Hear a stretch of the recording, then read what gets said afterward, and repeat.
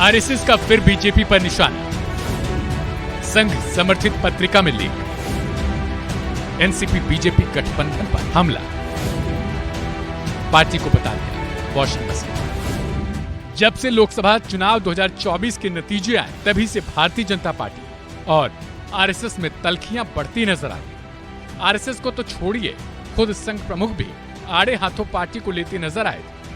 लेकिन बीजेपी और एनसीपी के गठबंधन को लेकर एक बार फिर से संघ ने छुपे तरीके से पार्टी पर निशाना साधा है। संघ समर्थित एक पत्रिका ने महाराष्ट्र की सियासत को लेकर एक लेख लिखा कि पार्टी वॉशिंग मशीन बनकर रह चुकी है। लिखा गया है कि पार्टी की हार के कारणों पर बात करते हुए आज बीजेपी का हर कार्यकर्ता एनसीपी के साथ गठबंधन का नाम सबसे पहले लेता है। साफ है कि बीजेपी के कार्यकर्ता को एनसीपी से गठबंधन करना रास बिल्कुल नहीं आया। यहाँ तक कि बीजेपी के कार्यकर्ता भी इस बात को जानते हैं। इस लेख में आगे और भी तंज कसा गया है। शिवसेना के साथ बीजेपी के पुराने गठबंधन हिंदुत्व पर आधारित गठबंधन बताया गया।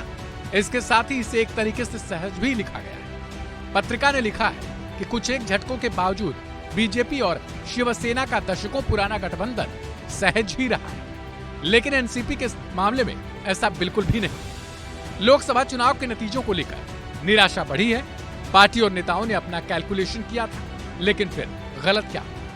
इस सवाल का जवाब खोजने की जरूरत है। इस लेख में इतना तक दावा किया गया है कि भारतीय जनता पार्टी एकमात्र ऐसी पार्टी है जो कार्यकर्ताओं को नेता बनाने के लिए सहज प्रक्रिया का पालन करती है। लेकिन पार्टी कार्यकर्ताओं को अब ये लगने लगा है कि इस प्रक्रिया को नजरअंदाज किया जाने लगा है। बीजेपी इंपोर्टर पार्टी बन चुकी है, यानी ये बाहर से नेताओं को आयातित करती है। दाग धोने वाली वॉशिंग मशीन बनकर रह गई। हालांकि इस लेख में आरएसएस के सदस्य रतन शारदा ने यह भी लिखा है कि यह झूठा अहंकार कि सिर्फ बीजेपी के नेता ही असल राजनीति को समझ सकते हैं और आरएसएस के सदस्यों को कुछ मालूम है। एक तरीके से यह हास्यास्पद है। जाहिर सी बात है कि इसके पहले भी संघ प्रमुख मोहन भागवत ने पार्टी को लेकर एक बयान दिया था, जिसमें उन्होंने ये कहा था कि अहंकार खत्म हो गया। यानी उन्होंने कहीं न कहीं बीजेपी के शीर्ष नेतृत्व पर भी ये बयान तंज के लहजे में कहा था।